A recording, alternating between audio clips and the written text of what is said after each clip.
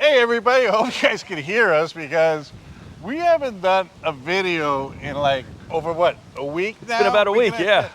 The reason why is not because we didn't want to do the videos, the weather's been freaking nuts. It's been raining every day, and usually in Florida, during the winter, it doesn't rain. It doesn't really rain, no. This is like odd. Yeah, so today, basically it's freaking raining, it's cloudy, it's everything, but we're gonna give it a shot because it's been a while. So Today's subject is America is running out of homeowners insurance. So it was a really cool article that my older brother sent me, and I wanna talk about it. So let's get started. In the meantime, do me a favor, if you like this kind of content, consider subscribing. It really helps the channel out and it's greatly appreciated. Hit the bell notification. All right, Bill, let's get started. All right. So, speaking of weather, as once routine weather events became increasingly destructive, the rising cost of homeowners insurance threatens to further stall the national housing market that's already going under the weight of the high interest rates, rising prices, and surging construction expenses. All right, so let's talk about that real quick, okay? I'll post the original article below. So basically, they're saying that the weather is basically doing damage, creating a lot of storms, and because of that, it's affecting, houses, house insurance. Yeah, so I'm assuming they're talking about hurricanes, blizzards, tornadoes, flash floods, things like that, wildfires, things like that, natural disaster type stuff. So the question is, now, are things worse now when it comes to the weather and natural disasters? Or is it the same as it was 10, 15, 20 years ago? Whew, I don't know. I always wonder, thinking about reporting, did all this stuff actually happen at the same rate? That we just didn't have the ease of access, like with, YouTube, Facebook, Instagram, all that stuff? Did it actually happen all the time? Because, global and national reporting is so much easier right now. Yeah, I mean, some people, like a lot of people are saying like Florida's going to be underwater, so don't buy in Florida. I've been hearing that since I was a kid. Yeah. So. We need to slow down a little bit. It's like we're running because it's cold out. It's cold. We're going from 72 today to 46 tonight, I think. Yeah, it's we have crazy. A cold front coming through, so that's why we got the clouds and the crazy wind right now. All right, so basically it goes on because the impact is skyrocketing. Property insurance is being felt nationwide. So insurance companies are using it as a reason why their rates are going so far up, because they're saying more storms, more claims. Right. We did have, Florida especially, we had a lot of freaking fraud going on. Right, and that's just a statistic. Our fraud rate was through the roof. I believe we were number one. I could be wrong on that one, but we are right up there with the amount of litigations and claims in the area. And we've changed some statutes and legislation to help curb some of that, thank goodness. So we'll see how that goes. But again, once you change things, it does take a while for the change to be felt. So. All right, it continues on saying it's derailing home sales in the country's strongest housing market. It's making condo buildings ineligible for mortgages. So let's talk about that a little bit. That could be a video in and of itself. I know. And we will do a video on the collapse of the condo industry. But older condo buildings, because of the Surfside collapse, Yep. They're getting a special assessment. I think in 2025 they have to have a game plan or an engineer's report in. Yeah, they have to do milestone reports now, engineers reports, which basically looks at all the big stuff in the building. This is a very short, abridged version of this, obviously, but they're looking at the major stuff. You're going to have reserves for structural repairs, plumbing, elevators, windows, balconies, all that kind of stuff. And a lot of associations kept pushing it down the road, Correct. And once you start deferring maintenance, those expenses start getting bigger and bigger and bigger, particularly on the coast, because it is one of the harshest environments. So, and a lot of people are realizing that they might have a special assessment, and you notice on some buildings, a lot of units are going up for sale. Right, because with the special assessment, it just means that you are underfunded potentially, or you just don't have enough money to cover a big expense that's coming or a repair that's needed at the time. So, and then of course the insurance companies want to make sure that, you know, all these repairs are done and budgeted for, so because it's protecting their asset as well. In essence, it's protecting your asset too, but to what expense? You know, Yeah, some of this stuff, you know, we're getting crazy with this insurance. Some insurance giants are abandoning entire states, leaving residents with fewer and costlier choices to protect against costly storms, hurricanes, whatever happens. Yeah. It's true. How many insurance companies, like I did a house today, and they told me, I said, why, you know, the house in Tarpon, it was a beautiful house. And they said to me, why? I said, why are you doing this inspection? He said he was with Lloyd's of London, and they pulled out of Florida. Yeah. You got to notice. Wow. Is that true? I don't know. That's what he told me. You know? You know, we've had people pull out before. The big insurance companies have pulled out in the past when we've had issues with hurricanes years and years and years ago. Then they typically come back. But, you know, it's a cycle, and at the end of the day, it doesn't matter. Right now, the insurance rates are through the roof, and it doesn't look like there's any kind of hope in sight. Yeah, so it continues. So basically, you can't have a functional housing market without insurance, said Jonathan Miller, president of real estate appraiser Miller Samuel Inc. People are getting mortgages that are required to have it. It's true. If you're taking a mortgage, Got to have it. But, you know, I think you were telling me a lot of people don't have mortgages. Right. And now they're like, okay, should I or should I not take, you know, self-insure? Self-insure. Well, you know, and then, you know, kind of flipping back on the condo again, you know, if you're in a townhouse or a condo, just because you don't have a mortgage, you may still be required to have at some sort of a level of insurance, But, because you're connected to other people. Right, and usually that insurance is basically sheetrock in. Right, so you'll have like a master planned insurance, which is the actual building itself has an insurance policy. And then you can have an insurance policy that's sheetrock in for your personal stuff and any damages that occur because of something that happened inside of your unit. But sometimes that is not an option because of the rules for the condo or the townhouse. All right, let's continue. Premiums for U.S. homeowners insurance jumped an average of 21% from May of 2022 to May of 2023, according to a study of online insurance marketplace. So let's talk about that. I think that's low. You know why? Yeah, I think it is too. It sounds a little low compared to, I think we had some lower increases and then they increased yet again. So that I would like to see what the cumulative increase was, because I know your insurance went up. Everybody's Our insurance went up. Like when I'm talking to people, they're like, "Yeah, I was paying $2,000. Now they wanted $4,000, $5,000, $6,000." Right. All right. So in another section of this article, they talked about USAA, one of the insurers here, raised premiums by 37% in Arizona last year. 35% in Colorado, according to S&P Global Market Intelligence's Rate Watch, which tracks the filings by the largest underwriters in each state. That's a lot. That's what I'm just saying. At the end of the day, I don't think anybody's gonna be able to afford insurance. It's like the problem is like waterfront properties, like Right. the place I'm doing in Hudson. Yeah.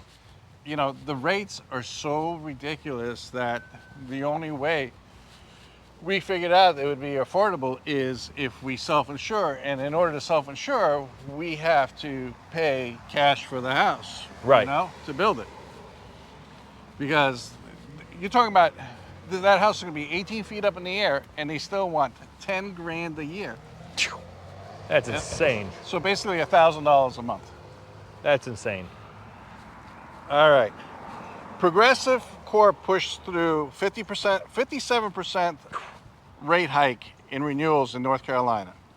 Farmers Insurance Group boosted premiums in 43 states, including 25% bump in Texas, where a May storm with golf ball size hail brought $1.6 billion in damages. What? Whew. So, yeah, I mean, hail gets you on car insurance. Oh, it gets you everywhere. We had that one little tiny hail thing here up in Dade City not too long ago. Yeah, it's crazy. It caused some damage, yeah. In Florida, farmers pulled this insurance business entirely from the state in July, leaving as many as 100,000 policies ineligible for renewal. And the company also stopped issuing new contracts in California, where an estimated 1.2 million homes are at risk from wildfires. That's true. California's having a big issue with insurance too. It's not just Florida. Well, and I feel like that's just like us. I think we've always had an issue. This is nothing new to us here in Florida, you know, and it feels like California is the wildfires. That's nothing new to them either. Yeah, but the whole thing is there's going to be a breaking point that people just can't afford any of this stuff. Right. U.S. property insurance are hurting following 3 straight years of underwriting losses, including $6.7 billion in 2022 alone, according to the insurance credit agency AM Best. So we're paying all these premiums, and they're still losing money? It's like health insurance losing money.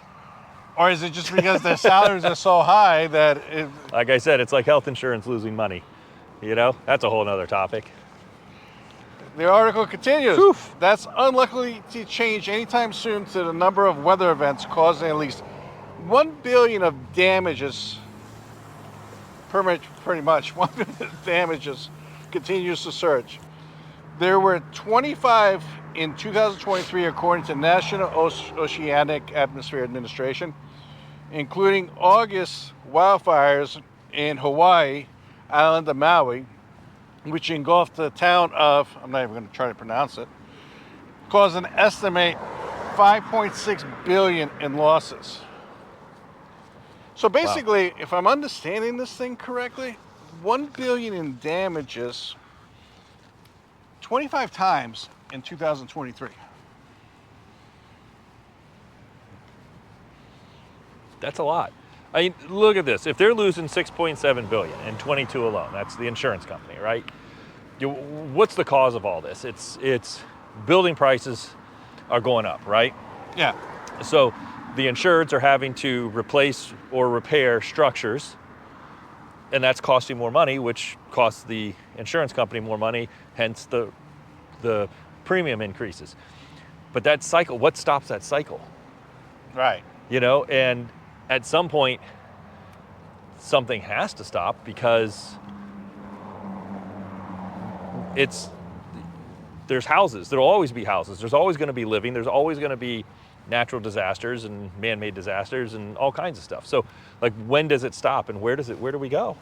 So basically it says that's up 18 $1 billion storms in 2022. Notably, Hurricane Ian in the Gulf, I remember that one, Florida, Gulf Coast, which was the second costliest hurricane in U.S. history.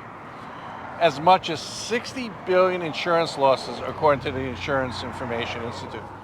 Remember that storm? It was supposed to hit us, and it went more south instead of hitting us. I remember for a while they said they was going to hit Tampa Bay. Yeah, but they don't know where the storms are going. Yeah, because they just nobody knows where they're going to go. They can change in a heartbeat. That's why you have to be prepared for those things, and pay attention, not wait till the last second to prep for those storms. Okay, so especially living here in Florida. It's the number of medium-sized events that made the impact, said David Marlette, managing director of Brantley Risk Insurance Center. Basically, what he's saying is it's also the medium storms too that are costing a fortune. Right. So let's look at it for a second, because I'm just kind of trying to think about this instead of just reading these things a little bit. Everybody's insurance goes up because, let's just take Florida as an example. The coast gets hit with a hurricane, homes are devastated and destroyed, and then the insurance companies have to rebuild those homes again. So, Mother Nature is reclaiming its land in essence. Yeah. Right? Mm-hmm. So, but then that affects everybody. Mm-hmm. That affects us. We're 40 miles inland. That affects us. And we're paying the same, almost the same rates because we're close to water, because there's a lake by my house. You know what I mean? It almost feels like a knee-jerk reaction to the other direction because we're close to water. Because I have a lake next to my house that, within a half a mile, so I'm paying like waterfront property rates. Potentially. No, it's insane. That's insane to me. Yeah, the renewal of a reinsurance policies, buyers buy to share the risk of covering enormous claims rose as much as 50% on January 1st. Okay, this ends up getting passed on to customers as well. So basically, insurance companies have insurance. So if their rates to insure, if there's a major storm and they can't cover it, then they have an insurance policy. What do you think? They're not going to pass on the expense? Of course they are. I mean, that's just business. So you can't really complain about that. We complain about the number, but the reality is that's business. Every business does that. It doesn't matter where you're at. It all gets passed down. But it has to stop at some point. It does have to stop. Like, seriously, it has to stop at some point. So, I just think, just reading this article, and it's a long article and stuff, I just think that people are just not going to be able to afford it. I just think that people go and they fall in love with a house, they get a mortgage, they find out they qualify for the mortgage or whatever, and the taxes, and then when they get to the insurance part, it kills the whole deal. Right, and then, like I talk to my clients about it, you need to make sure look at the insurance on top of taxes and things like that, but insurance now is almost more important than the taxes because that's the more the unknown. The taxes you can pretty much figure out, but insurance, you just don't know, and it varies so much from person to person. You and I could have the same house and our insurance rates would be different. Yeah. Because your history travels with you when it comes to insurance. So, people say, well, what did you pay for the insurance when you lived in the house?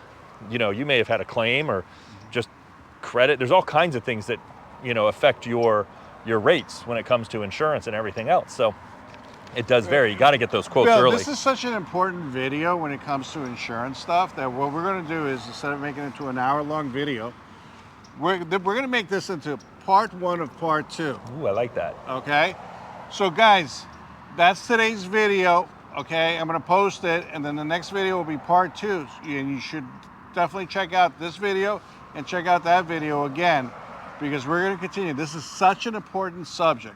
In the meantime, do me a favor, consider subscribing. It really helps the channel out, and it's greatly appreciated. Okay, we'll talk to you in the next one. Sounds good. See you soon. Bye.